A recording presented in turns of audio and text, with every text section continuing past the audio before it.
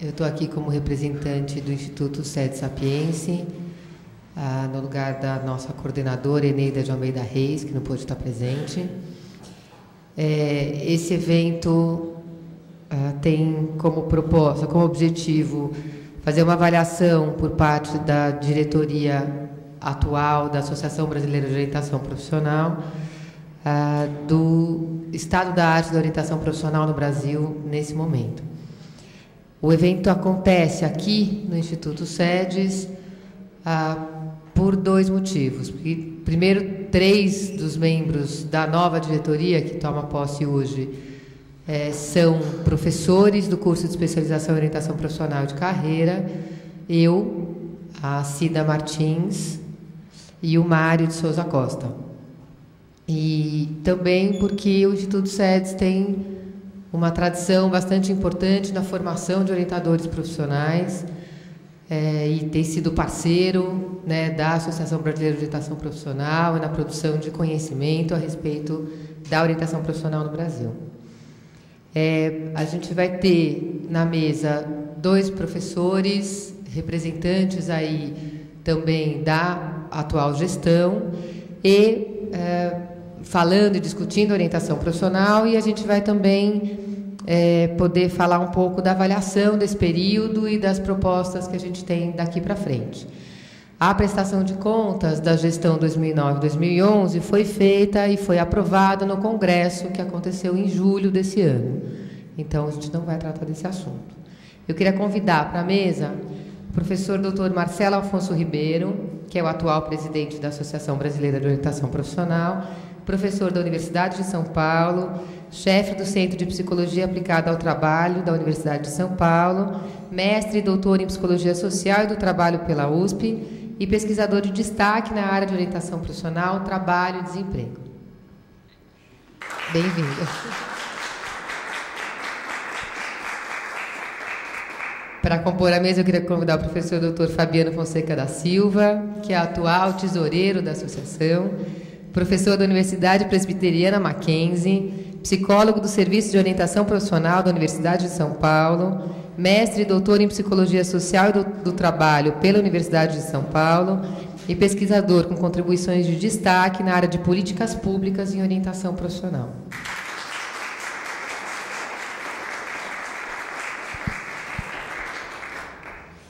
Eu vou começar pedindo para o Marcelo falar um pouquinho, tá bom? Depois.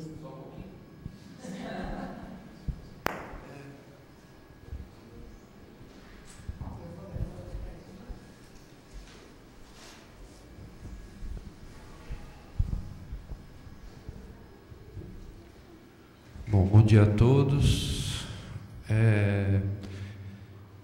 Eu pensei um pouco no que eu ia falar e no objetivo aqui. Acho que tem uma questão que nos preocupa e acho que é um pouco o objetivo não só do evento, mas também tá nesse aqui do caminho. Quem disse?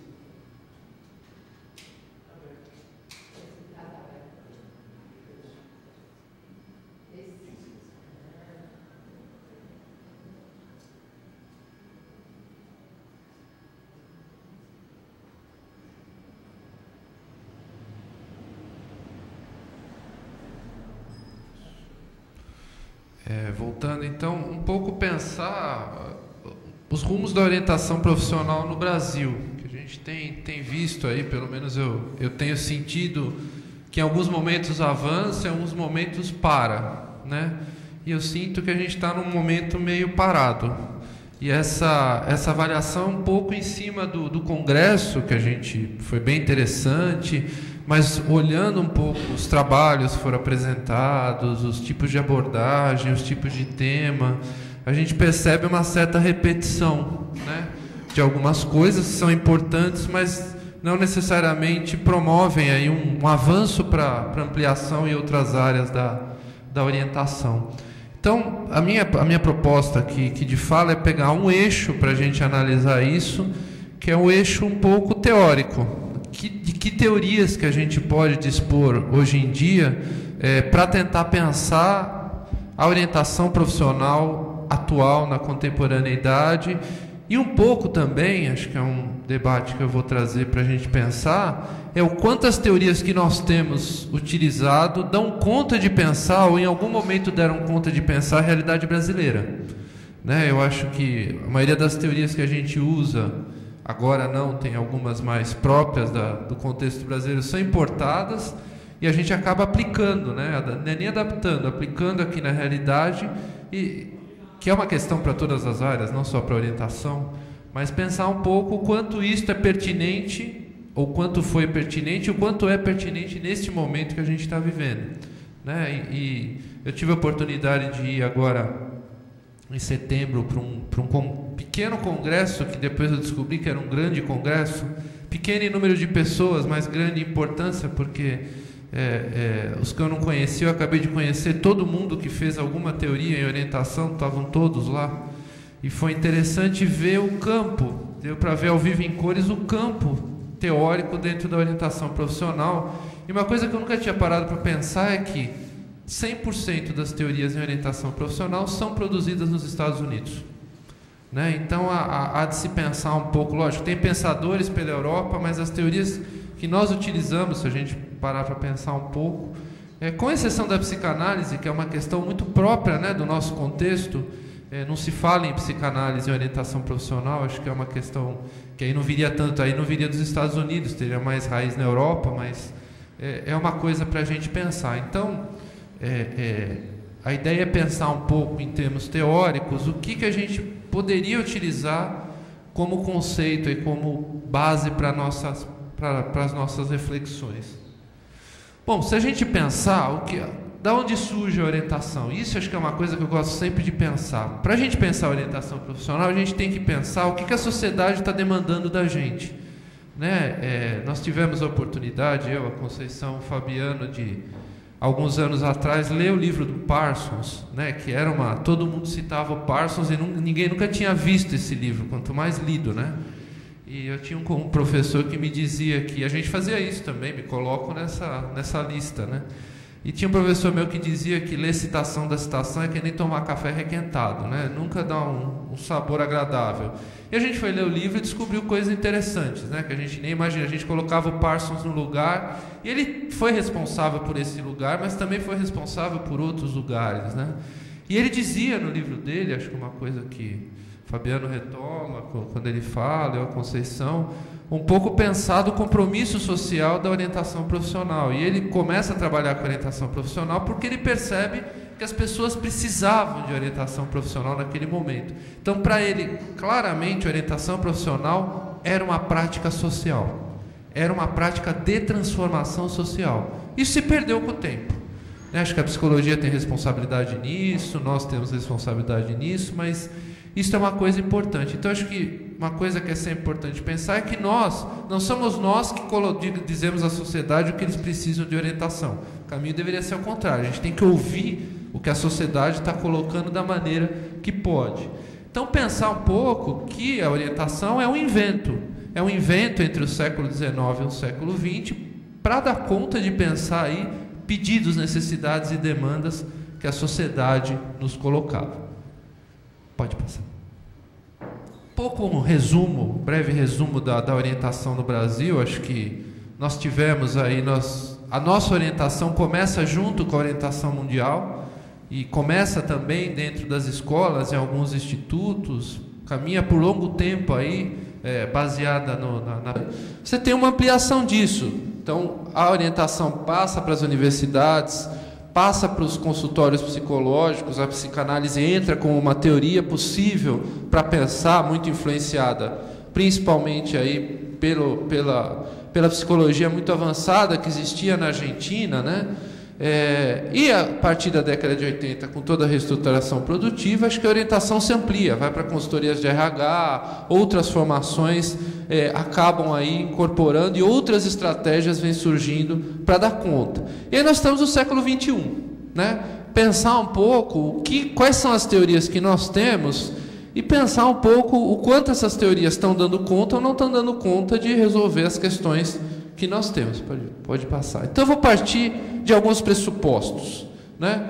Acho que o primeiro pressuposto é que a necessidade da orientação é uma necessidade humana, né? Então, qualquer livro, se a gente for olhar nos clássicos gregos, em algum momento vocês vão achar ou Platão, ou Aristóteles, ou alguém dizendo que as pessoas precisam, em algum momento da vida, em alguma dimensão da sua vida, ser orientadas, né? Então, isso é uma primeira questão. Segundo, a orientação profissional responde a demandas sociolaborais, não inventa demandas sociolaborais, como muitas vezes a gente acaba dando conta. Então, eu acho que todo e qualquer trabalho de orientação profissional tem que ser um trabalho que ouça o que o cotidiano está nos dizendo, para ser um trabalho com esse compromisso social.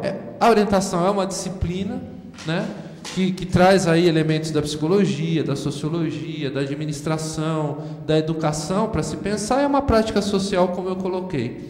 E como disciplina e prática tem que ter uma base ontológica, epistemológica e metodológica. E nós temos várias, né? E aí vamos analisar um pouco essas bases. Uma coisa que eu já falei, as principais bases que nós temos são importadas, né? E eu acho que uma coisa que é importante, que as nossas teorias em OP, já que a orientação, estou partindo do pressuposto que é uma prática social, ela deveria ser contextualizada. Então, quantas teorias que nós importamos foram constituídas num contexto que nunca foi marcado, agora um pouco, por desigualdades sociais, incertezas, dúvidas, problemas, crises e etc.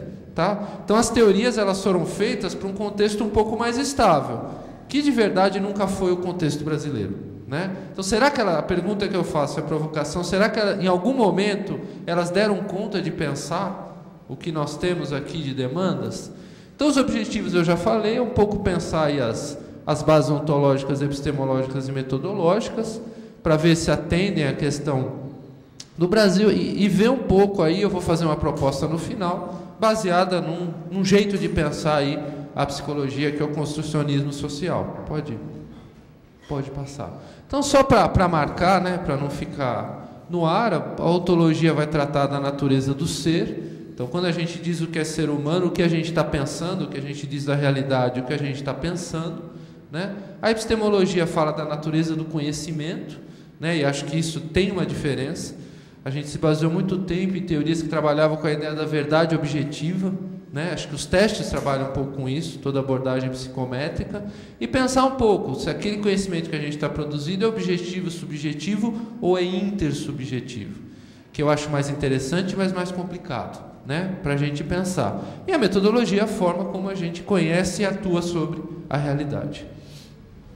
Voltando um pouco no tempo e fazendo um esquema, isso eu não gosto, mas acho que é só para a gente marcar, acho que essas são as características de um mundo que não é mais o mundo que a gente vive, e que foi um mundo onde as principais teorias de orientação foram construídas. Um mundo mais estável, um mundo mais previsível, um mundo mais contínuo, um mundo onde existia um projeto social delimitado e a gente se adaptava. É aquela ideia clássica, né? Então você tem lá uma série de profissões, então você ajuda o jovem a escolher uma profissão que está lá no mundo do trabalho. Eu acho que isso representa muito claramente o que foi a orientação profissional ao longo de muito tempo, ao longo de uma boa parte do século XX. E a tarefa da OP era clara: ajudar as pessoas em seus processos ou de ajustamento, ou de adaptação ou desenvolvimento vocacional, mas em contextos estáveis e previsíveis, né? O que eu estou chamando de contextos estáveis e previsíveis? Um contexto em que, quando eu estou lá na terceira série do ensino médio, eu penso em fazer psicologia, a hora que eu termino o curso, a psicologia é a mesma daquela que eu pensei quando eu estava na terceira série do ensino médio. A questão é, eu vou colocar um pouco para vocês, será que ela foi, ou será que ainda é hoje assim possível se pensar dessa maneira, né? Será que aquela psicologia que eu vou ver lá na frente é a mesma que eu vi aqui atrás 5, 6 anos antes? Então acho que uma coisa para a gente pensar.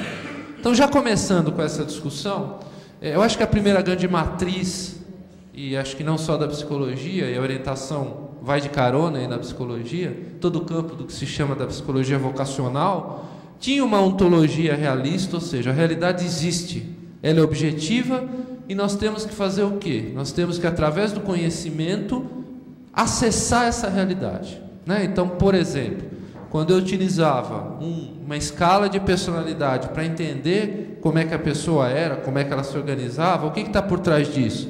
Está por trás disso uma ideia de que a pessoa tem características, essas características são estáveis e eu tenho instrumentos para acessar essas características, e eu conhecendo isso, eu posso ajudar as pessoas a, por exemplo, no caso da orientação, nas suas tarefas de escolha, como classicamente a coisa foi feita. Então, essa busca das leis gerais.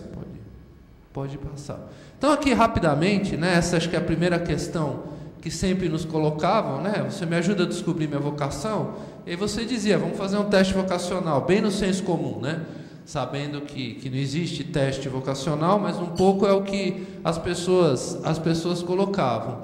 E aí 2 grandes autores, o Frank Parsons e o John Holland, que foram os primeiros aí que colocaram essa possibilidade no enfoque traço-fator e no enfoque tipológico, que partia da ideia de que eu tenho que ajustar as minhas características pessoais às características da profissão. Nesse caso aí, ambos falecidos, o Parsons há muito tempo, né? Já faz 100 anos que ele morreu, e o Holland menos tempo, né? Vai fazer aí alguns 7, 8 anos que ele morreu. Pode passar. Segunda grande pergunta, e é, por que eu não consigo escolher uma profissão, né?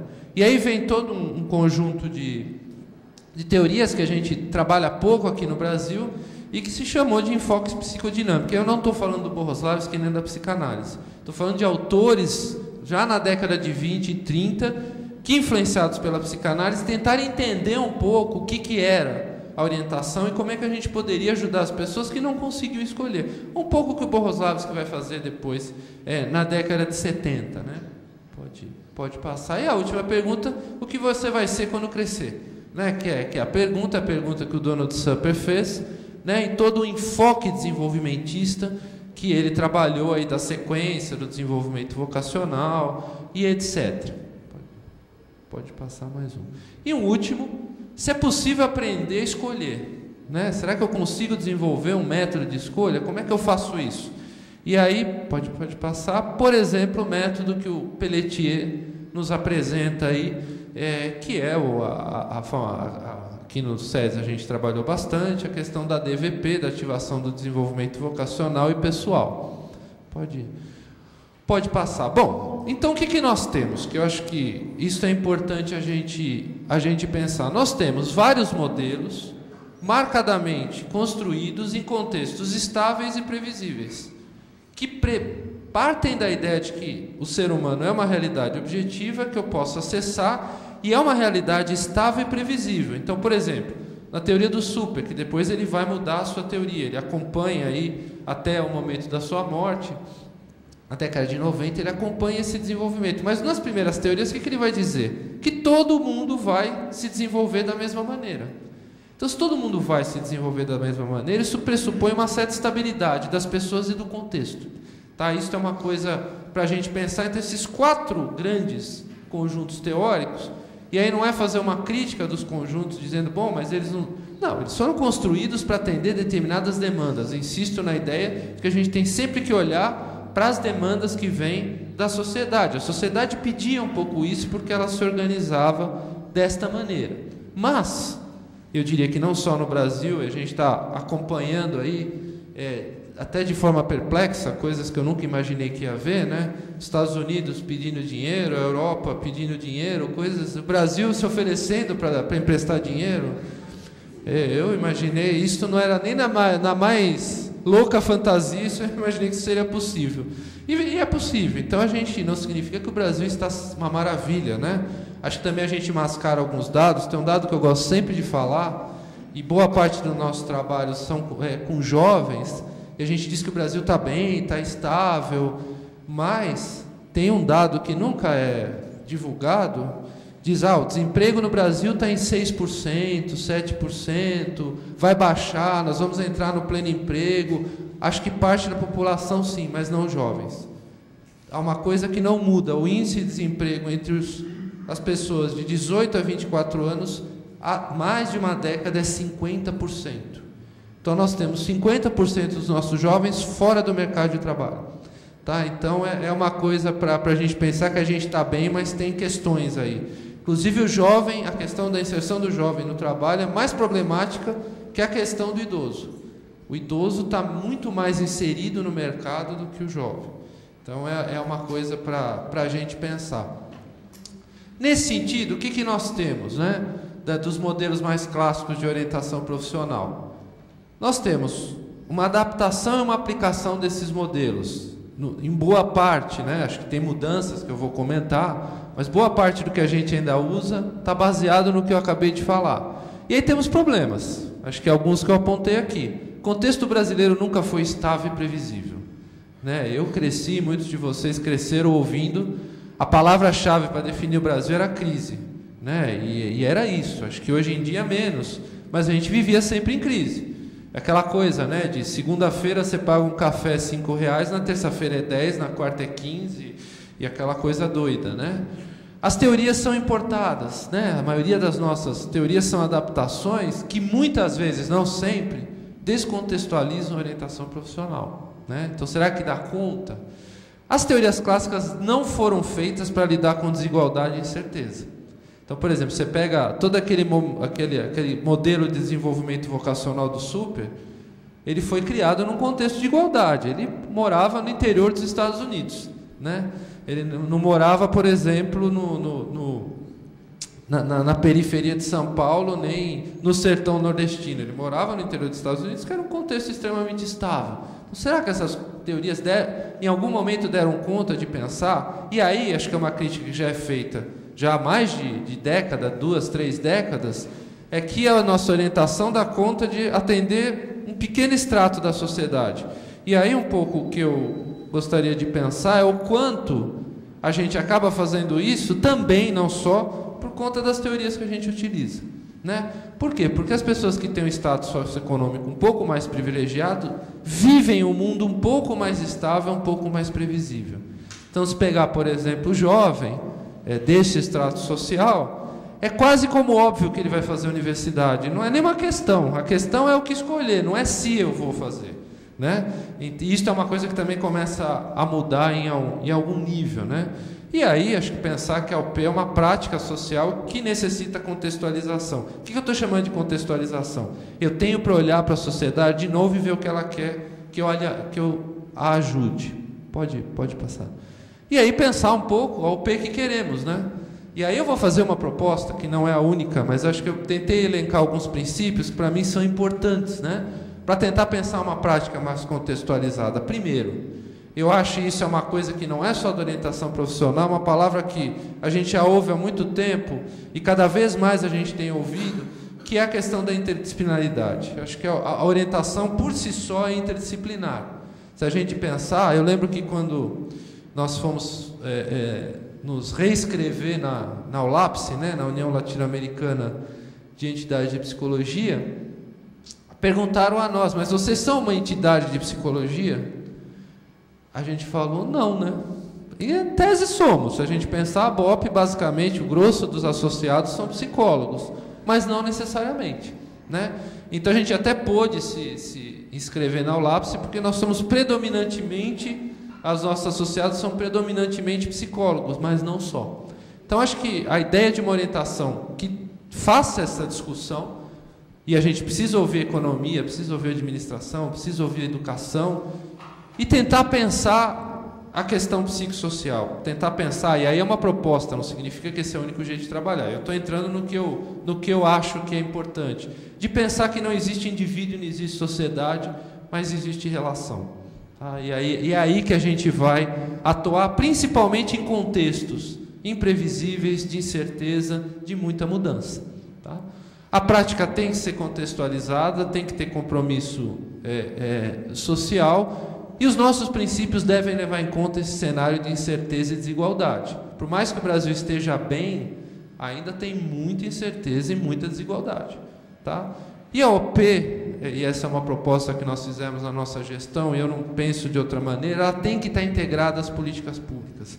Enquanto ela permanecer como uma atividade vinculada a profissionais liberais, ela vai atender parte da população. Então ela deve ser disseminada de uma outra maneira que não a maneira individual ou a maneira via universidade, que dá conta de uma pequena parcela da população. Bom, o mundo que a gente vive, que eu não vou ficar repetindo, porque sempre é aquela coisa, né? A gente pega a dissertação de mestrado, sempre começa, transformações do mundo do trabalho, né? E pronto, é isso, né? O mundo mudou, tem transformações, as coisas estão mais frágeis, as coisas não são mais do jeito que eram, as coisas estão mais flexíveis. Então, nesse sentido, a gente tem que pensar como é que a gente consegue construir, ajudar as pessoas, mais do que escolher, construir projetos dentro de um mundo que muda, e um mundo que, apesar de não dar muita referência, nos permite construir coisas que antes não eram possíveis. Pode ir. E se a gente fizer um quadro bem sintético também, eu poderia dividir a nossa sociedade em 3 grandes grupos, né? Eu estou me baseando em 2 autores aí, o José Blanc, que é um espanhol, e o Robert Castel, que é um francês. Eu juntei aí, que eles estão pensando coisas diferentes, mas de modos semelhantes. Eu diria que há 3 grandes grupos na nossa sociedade. Um núcleo mais estável, que são as pessoas que estão empregadas, estão sofrendo, estão trabalhando muito, mas dificilmente sairão do mercado de trabalho, que o Castel chama de zona de integração. Tem um grupo que eu acho que é o grande grupo, que é uma zona de vulnerabilidade. Por que vulnerabilidade? Porque são pessoas que vivem na instabilidade, você nunca sabe o que vai acontecer no dia seguinte, e isso é importante, porque acho que é uma questão, olhando para a sociedade, como é que eu ajudo alguém a pensar o futuro profissional, se eu tenho que dar conta o tempo todo do presente? O futuro para mim é amanhã. Hoje é sábado, o futuro é domingo. Como é que eu ajudo alguém que o mais longe que a pessoa consegue pensar é o dia seguinte? Né? Isso acho que a gente tem que pensar. E aí, ter clareza, por isso a questão das políticas públicas, que não é a orientação profissional que vai resolver isso. Né? Isso depende de uma política ativa do Estado para organizar melhor o mercado de trabalho, que a gente tem visto, apesar dos grandes discursos de geração de emprego, tem uma coisa. E nas vezes que a gente foi no Ministério, uma das vezes eu fiz essa pergunta e descobri que eu não poderia ter feito essa pergunta, porque é um nó. Eu perguntei, bom, mas tudo bem, está sendo gerado 1 milhão de empregos, 2 milhões de empregos, mas qual a qualidade desses empregos? Porque é isso, né? Não adianta você gerar emprego. Se o emprego é precário, se o emprego é desqualificado, de pouca qualidade, a pessoa vai e volta, né? Que é o que acontece. Só para dar um dado, os centros de apoio ao trabalhador e os postos Cine, que são agências de intermediação de mão de obra, tanto em São Paulo como no resto do Brasil, o que acontece? Primeiro, eles só oferecem empregos de no máximo um salário mínimo e meio. Então é este grupo vulnerável que vai lá. E a taxa, o índice de inserção e continuidade no trabalho é qualquer coisa em torno de 7%. Então, de cada 100 pessoas que procuram e que são encaminhadas, não as que procuram, as que são encaminhadas, de cada 100 que são encaminhadas, aí tem muitas que não são, né? 7 permanecem. E aí, onde recai a questão? A questão recai sempre, mas a pessoa que não quer trabalhar, a pessoa recai sempre nas costas dos trabalhadores. E de verdade, a pessoa chega lá, é um emprego que ela ganha pouco, trabalha muito, desqualificada, e ainda ela, em algum nível humilhada, ela sai. Aquela lógica de que a pessoa que não tem nada aceita qualquer coisa, não é válida. Tá? A pessoa, quando se sente aviltada, ela sai. E aí o pessoal, eu já ouvi esse discurso também no CAT, imagina, ó, eu arrumei um emprego bacana para essa pessoa, 6 meses ela está de volta, não dá. Aí tem que entender que emprego é esse. Eu acho que isso é uma questão para a gente pensar, isso tem muito a ver com os vínculos, com toda a flexibilização que acontece. E tem um núcleo, que é chamado degradado, aí, de pessoas que estão fora, né? Como é que a gente pensa orientação para esses 3 grupos? Acho que a gente consegue, as teorias clássicas conseguem pensar orientação para este grupo e para esses 2, né? Como é que a gente pensa e onde a gente atua? Pode passar. Meu Deus. Essa acho que é a questão que todo mundo se faz hoje, né? Como é que eu faço para ficar atualizado e me dar bem no mundo do trabalho, né? E acho que essa é a questão. No congresso que eu fui na Itália, todos diziam, bom, mas acho que a questão da orientação é como é que a gente trabalha com estabilidade, né? E eles queriam muito conversar com a gente, tinha eu e mais um colega do Rio Grande do Sul, Marco Antônio Teixeira. A pergunta ela sempre vinha dessa maneira, vocês sempre viveram na estabilidade, como é que vocês faziam? Né? Eles queriam, porque é uma novidade para muitos contextos, né? Lidar com um desemprego grande, como é que é isso, né? Então, que necessidades e quais questões aí, que contextos estão sendo gerados que a gente precisa atender aí em termos de orientação profissional? Então, acho que tem 3 perguntas aí que a gente deveria se fazer. Como é que a gente responde adequadamente essas demandas, novas demandas sociolaborais? Que novas visões ontológicas, epistemológicas e metodológicas a gente poderia incluir na orientação profissional? E como introduzir uma visão mais contextualista? Eu acho que isso é importante, olhar para a realidade. Pode passar. E essa é uma encruzilhada que aparece em vários textos, que é um pouco como é que a gente sai daqui, porque o nosso papel era esse, né? De fazer combinações, adaptações, ajustamentos. Como é que a gente sai daqui e chega aqui? Como é que a gente ajuda as pessoas a construir a sua vida no trabalho? Construir significados e construir narrativas, né? Então, todas as teorias, sem exceções, estão trabalhando, cada uma à sua maneira, e acho que algumas estão forçando a barra, mas estão tentando trabalhar com essa ideia da narrativa, de parar para pensar que não existe mais as grandes narrativas, as narrativas de longo prazo, existem as micronarrativas. Inclusive, em termos teóricos, é uma discussão que a gente tem na universidade, que é as grandes teorias, então, a teoria de Freud, a teoria de Lacan, a teoria de Marx, elas foram construídas num momento, e que de agora, de verdade, se alguém tentar fazer uma metanarrativa que dê conta de entender o mundo inteiro, não vai ter condição. Tá? Porque a metanarrativa pressupõe uma certa estabilidade. Eu acho que a grande questão que a gente tem que se debruçar é essa. Como é que eu ajudo alguém a construir o projeto de vida num mundo flexível em transição? Né? E aí eu acho que a palavra-chave é construção. Né? Então eu tenho que ajudar a pessoa a construir a sua vida no trabalho. Como é que eu faço isso? Né? Essa é a questão. Isso é o que nós dispomos hoje em dia. Né? Aí eu dispomos aqui no Brasil, né? Porque se a gente sair do Brasil, essas 2 caixinhas de cima não existem, né? Isso é muito nosso, né? As caixinhas de baixo existem, as de cima não. Então incluir as 2 caixinhas, porque são construções muito características, principalmente do Brasil e uma parte da América Latina, porque também uma parte da América Latina está muito embasado na parte de baixo. Então nós temos enfoques, a grande proposta que está se colocando internacionalmente vem daqui, né? Enfoques construtivistas. Eu já vou explicar a diferença disso. Existem alguns trabalhando com esta ideia, que é uma ideia que eu vou apresentar um pouco, e tem muita gente aqui ainda, né? Cansou-se de mostrar aí os novos testes, as novas metodologias. A questão é a gente deve pensar um pouco o que dá conta aí de pensar as novas demandas. Então, você tem a atualização dos enfoques tradicionais e você tem a proposta que se coloca, que tem uma diferença com os enfoques tradicionais mais objetivistas, que trabalham com a seguinte ideia: a realidade existe, mas não tem como acessar essa realidade. Eu só consigo trabalhar com representações dessa realidade. Então eu vou trabalhar com o discurso, mas o discurso da pessoa sobre suas características, mas ainda partindo do pressuposto que essas características, nem que seja por um curto período de tempo, elas são estáveis. Então você rompe com o modelo de traços, mas rompe parcialmente.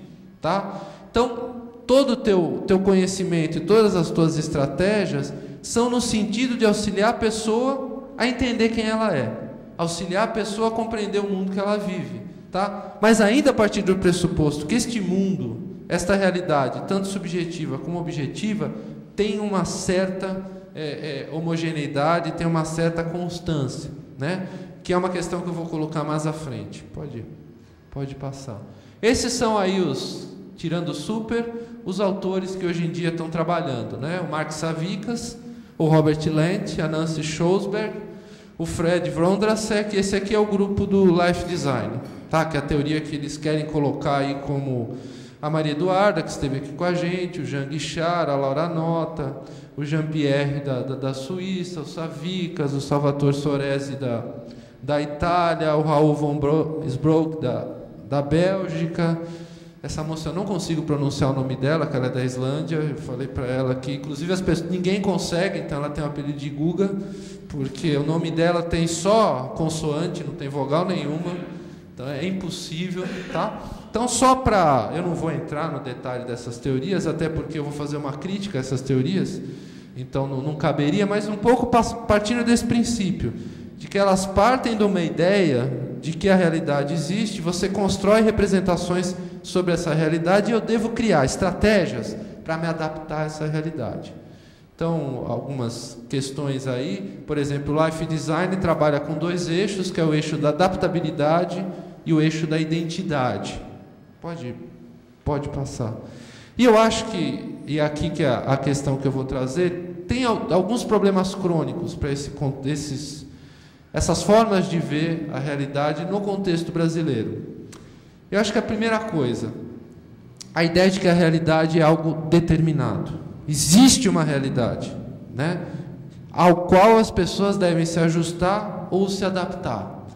As nossas intervenções iriam na linha de desvelar ou descobrir que realidade é essa. Então, existe alguma coisa que a gente tem que achar, tanto dentro da pessoa como no mundo do trabalho. E aí, nesse sentido, e foi até uma pergunta que eu fiz mais de uma vez, e as pessoas escaparam pela tangente, um pouco nisso eu dizia, todos se falavam, não, o mundo muda, então você tem que, a grande metacompetência é a metacompetência da adaptabilidade, ou seja, você criar a competência de se adaptar cada vez que o contexto demanda que você mude, que é um avanço, acho que tem um avanço grande aí daquele primeiro conjunto de teorias. Mas a pergunta que eu fazia é, mas a ideia de adaptar pressupõe que a realidade que está posta é essa.